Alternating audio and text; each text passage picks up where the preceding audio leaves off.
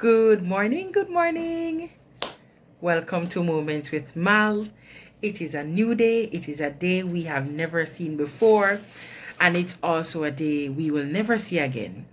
And so I will implore you to take all the opportunities that is necessary to secure yourself with the Lord in this day. He has given us grace and grace that we can have life. And so take the opportunity to accept His love and His salvation in this day. What is on my heart today? Today I want to talk about words. Yes, words.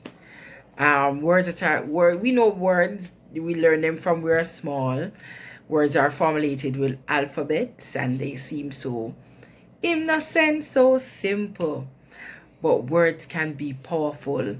We say in Jamaica, sticks and stones may break our bones, but words will never hurt us. Such a lie that they tell us in that tale. Such a lie, because when we see many people nowadays, the words spoken over our lives from we were small, the words spoken by persons we looked up to, persons we didn't know, by teachers, by mother, by father, sister, so many persons. Words have stalled many persons. Words have become a chokehold for many persons.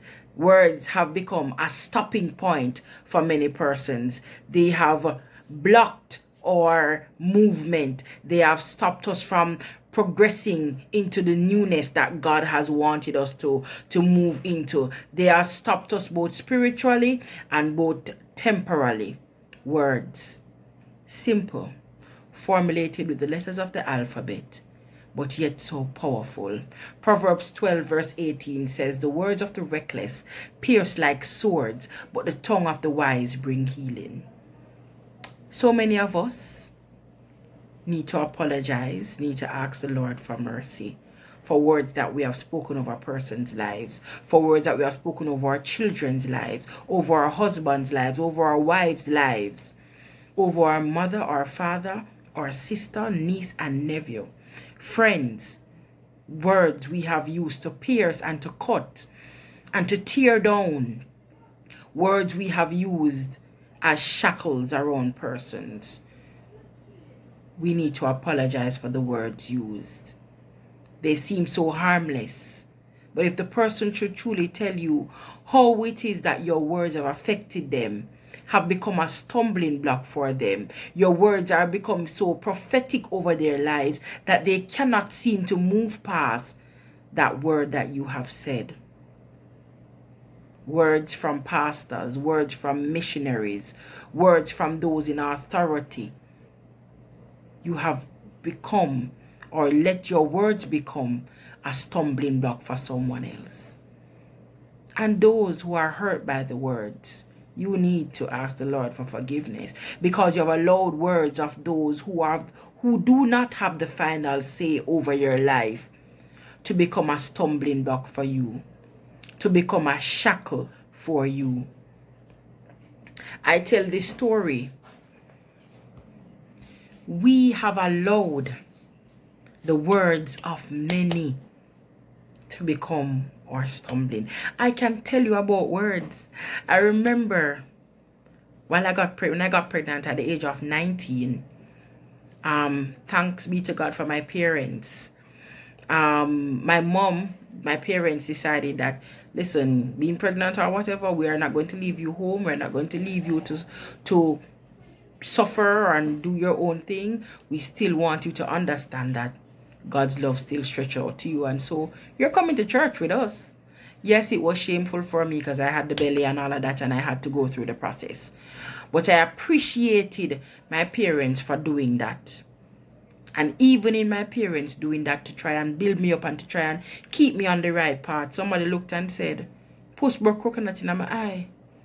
Because I came to church, which should have been a place of refuge, a place where, yes, despite my mistake, where the love of God would have been stretched out to me and they would have shown or the appreciation that I was still desirous to come and be in the house of the Lord, because that is where I would find my healing.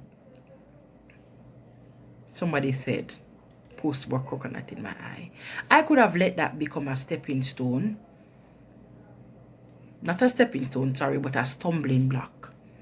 I could have allowed it to become a stumbling block to me.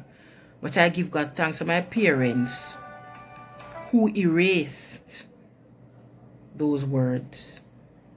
Yes, it hurt, and yes, for them it was a shameful process. But they showed me love and spoke words of encouragement throughout all those times, all those years.